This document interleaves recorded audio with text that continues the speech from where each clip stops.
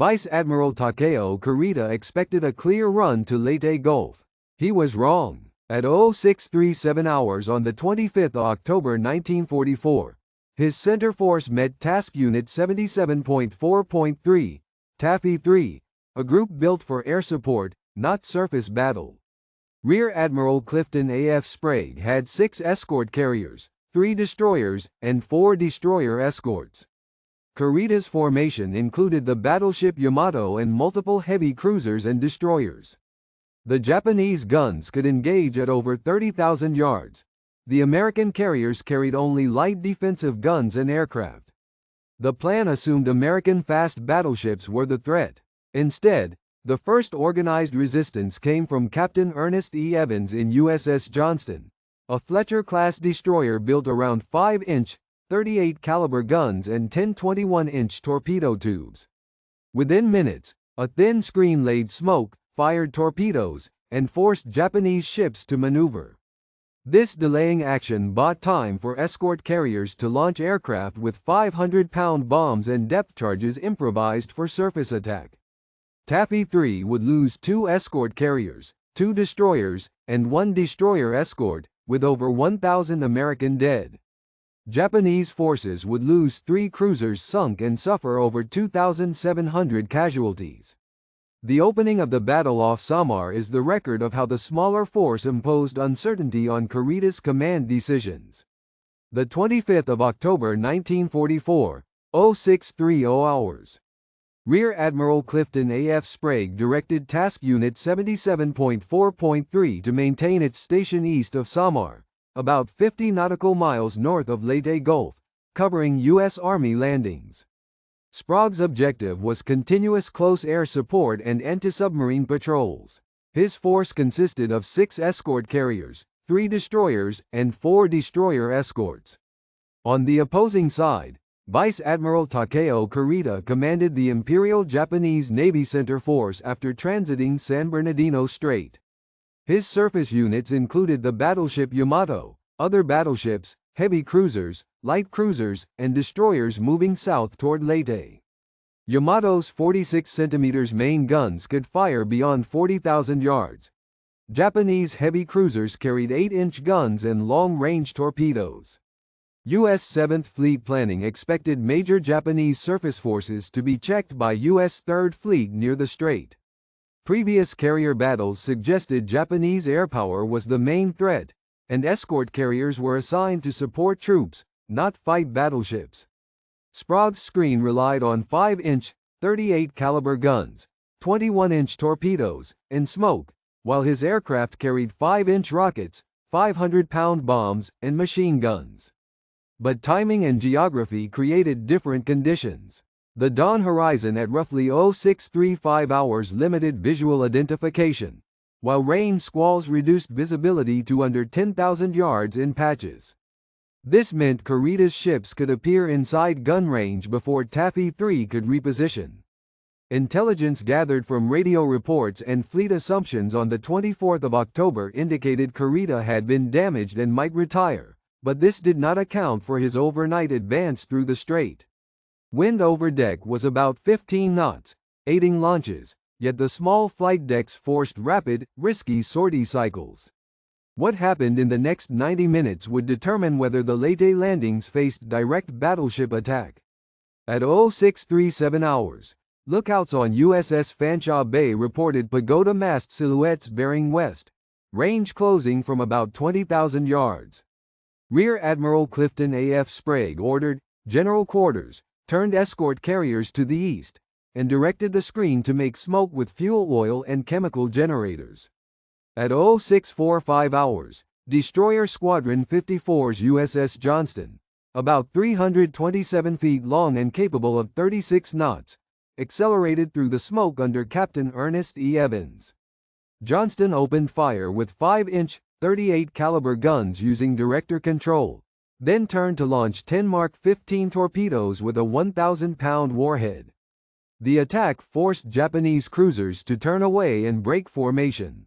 By 0700 hours, Vice Admiral Takeo Kurita received reports of carriers ahead and increased speed to press the engagement. Heavy cruisers fired 8-inch salvos while battleships engaged at ranges shifting between 18,000 and 30,000 yards. At 0710 hours, USS Samuel B. Roberts, a destroyer escort with 5-inch, 38 caliber guns but only 28 knots, joined the screen and fired at cruisers inside 10,000 yards. At 0720 hours, escort carriers launched aircraft armed with 500-pound bombs, 5-inch rockets, and .50 caliber machine guns. Some sorties carried depth charges because bomb loads were limited. At 0735 hours, Japanese shell splashes bracketed USS Gambier Bay, forcing evasive turns that reduced launch tempo. At 0745 hours, Kurita's staff saw smoke, torpedo wakes, and repeated air attacks and received conflicting spot reports about U.S. fleet units to the north. He ordered maneuvering to avoid torpedoes, reducing firing solutions. By 0755 hours, Taffy 3 had expended most torpedoes, suffered mounting topside casualties, and continued retreating east at about 17 knots, but at 0800 hours Kurita's formation began to lose cohesion under continuous attacks that would shape his next order. At 0806 hours, Lieutenant, junior grade, Francis E. O'Connor on USS Fanshawe Bay's bridge used the SG surface search radar and plotted multiple returns bearing 270 degrees, ranges 16,800 to 19,500 yards, closing fast through a rain squall. The nearest echo showed a rapid range rate consistent with heavy cruisers at 28 knots. At 0810 hours, Rear Admiral Clifton A.F. Sprague recognized the radar picture did not match a retreating enemy. Instead of 6 to 8 contacts, the plot showed 18 or more large pips, including 2 very large targets consistent with battleships. Sprague relayed the estimate to Commander, Task Group 77.4, and to 7th Fleet Circuits. At 0812 hours, Commander Destroyer Squadron 54, Captain Thomas C. Hoover ordered USS Hull and USS Heermann to re-enter the smoke and make torpedo runs. Heermann increased to 34 knots and fired 5-inch, 38 salvos for spotting while transmitting contact bearings every 2 minutes. The SG radar on Fanshawe Bay operated near 3,000 MHz, with a typical maximum range setting of 40,000 yards and bearing accuracy about 1 degree. In rain squalls its limitation was attenuation, yet large steel targets still produced strong echoes. The failure mode exposed was not radar, but visual misclassification through smoke and squall. Strategically, this mattered because 7th Fleet expected Kurita's center force to be disorganized after the 24th of October airstrikes. The radar plot contradicted that assumption, showing a coherent advance and speeds above 25 knots. At Savo Island in 1942, U.S. ships lost contact discipline. Here Sprague's escorts maintained a continuous radar picture. Post-war, the U.S. Navy's Action Report, USS Fanshawe Bay, the 25th of October 1944, recorded, enemy surface units were detected on SG at approximately 19,000 yards and closing. Japanese Movement Report No. 1 for Center Force logged sustained speed orders of 24 knots after 0800, confirming the closing rates inferred from the radar ranges. Documents recovered in 1948 revealed that several Japanese heavy cruisers at Samar entered action with degraded main battery fire control.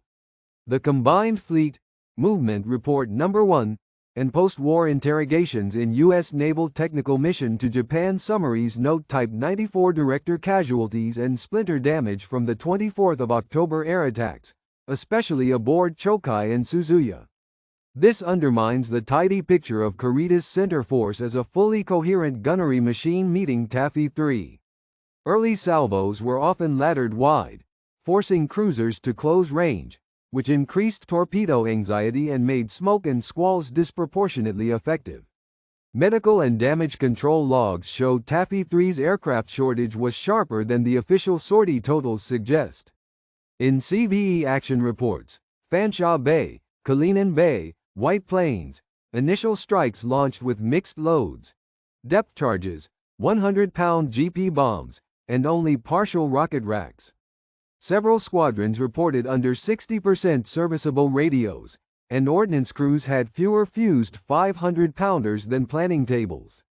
Compared to the nominal inventory, usable anti-ship bomb loads were down roughly 35%. The limitation forced repeated strafing and dry runs for harassment, amplifying delay but reducing kill probability per sortie. For decades, it was believed Kurita turned back chiefly because he mistook escort carriers for fleet carriers and feared Halsey's fast battleships. However, declassified translations of Japanese after-action narratives released through the U.S. Navy's Operational Archives in 1977, and analyzed by William T. Wyblood in 1989, emphasized a different driver: command paralysis under fragmented reports, torpedo evasions, and the loss of cruiser cohesion. The retreat appears less a single misidentification than an accumulation of tactical shocks. Evidence and debate track other, small force, big effect, episodes. At Savo Island in 1942, Allied confusion produced defeat despite comparable cruiser numbers. At Samar, confusion worked against the larger force. Current consensus, reflected in H.P. Wilmot's 2005 synthesis, holds that Kurita's situational picture collapsed between 0745 and 0900 as ships maneuvered independently. Yet Japanese scholars still dispute how much was fuel and ammunition constraint, using records in the National Institute for Defense Studies and Bundesarchiv Freiburg comparisons of endurance reporting. Lieutenant Commander Robert W. Copeland, USNR, commanding officer of USS Samuel B. Roberts, De 413, was 28, and his ship was built to escort convoys, not dual cruisers. At 0710 he ordered flank speed into the smoke, then turned to engage a heavy cruiser at close range while his gunners fired continuous 5-inch bursts. In his letter of the 2nd of November 1944 he wrote, "We were going in because there was nowhere else to go." Roberts fired about 600 rounds before shells ruptured engineering spaces and killed the boilers. The ship went dead in the water. 89 men died, 120 survived. Copeland was rescued, later promoted, and died in 1994. His wartime correspondence is preserved in the Naval History and Heritage Command collections. His experience was typical of the roughly 2,000 men who faced this dilemma, influencing later doctrine. Kurita's withdrawal ended the only moment a Japanese surface force had open water to Leyte Gulf. Between 0900 and 10:30 on the 25th of October, 7th Fleet redirected 3 escort carrier groups to defensive launch cycles and shifted 12 destroyers toward the transport anchorage, rather than to anti-submarine patrol. Pre-assault estimates assumed a battleship bombardment would inflict 3,500 to 5,000 casualties among beachhead troops and crews. The actual day's losses from surface fire were under 10% of that projection. Months later, the episode forced a doctrinal correction. By the 1st of March 1945, Pacific Fleet instructions required escort carriers to train for coordinated surface defense smoke, radar reporting, and masked air harassment rather than assuming separation from capital ships. Operations planned for the 26th of October to expand the Leyte lodgment occurred on the 25th of October, a difference of 24 hours, because Kurita's retreat kept the landing area's seaward flank intact. Historian Thomas J. Cutler calculates that if Kurita had pressed through the smoke and ignored torpedo reports, even one battleship division reaching the transports could have delayed the Leyte buildup by 10 to 14 days by sinking cargo ships and forcing dispersal offshore. The academic consensus is narrower. Samar mattered less for ships sunk than for denying Japan its last plausible chance to disrupt an amphibious lodgment after 1942. Measured by force ratio, it rivals the Denmark Strait shock. Roughly 23 American small combatants and escort carriers held off more than 40 Japanese heavy units, at far higher immediate strategic value than tonnage alone. Ernest E. Evans, the Johnston's commanding officer, never returned. He was last seen on the 25th of October 1944 directing abandoned ship efforts in the water off Samar, and he was declared dead that day. He received the Medal of Honor posthumously in 1945. Clifton A.F. Sprague went back to San Diego in 1946, continued in Navy staff billets, and in a 1969 oral history said, "We were fighting for time, measured in minutes." He died in 1973 and is buried at Fort Rosecrans. A Battle off Samar memorial was dedicated at U.S. Naval Base San Diego on 25 October 1989, listing the lost ships of Taffy 3. In 1992, the U.S. Navy formalized composite warfare doctrine for small carrier groups, emphasizing radar-based reporting, smoke, and immediate counter-surface strikes. On 25 October 1944, 7 ships, companies held Kurita's center force off Leyte, shifting the landing defense timeline by 24 hours.